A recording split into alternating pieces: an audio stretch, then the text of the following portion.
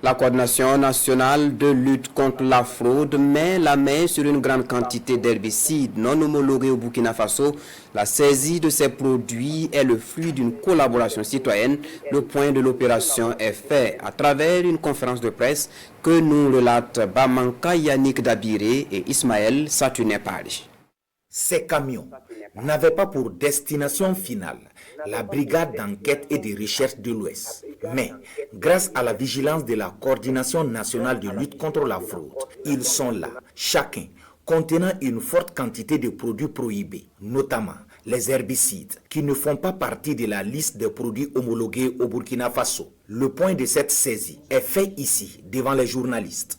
3159 cartons de produits non homologués, que sont entre autres Parabes, Queen Pot, King Grano, Nicosine, ont été extirpés du circuit commercial frauduleux dans la nuit du 16 au 17 février dernier entre Dano et Pa, représentant 45 tonnes de marchandises.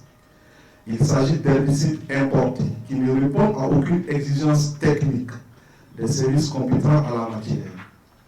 L'estimation de ce gros filet dans les pratiques frauduleuses indique un chiffre de 163 128 000 francs CFA. Endiguer la fraude afin de la réduire à sa simple expression, c'est tout le leitmotiv de la CNLF. Et pour y arriver, son premier responsable soutient qu'il faut multiplier les appels à la prise de conscience collective. Nous devons maintenir le cap en ayant pour allier inconditionnel nos concitoyens sur l'ensemble du territoire national.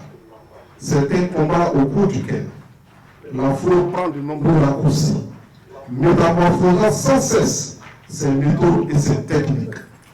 C'est un assainissement qui se veut permanent, sans considération d'aucune nature. La CNF en fait son serment. Elle ne relâchera pas la pression, parce que l'économie nationale a besoin de concurrence loyale.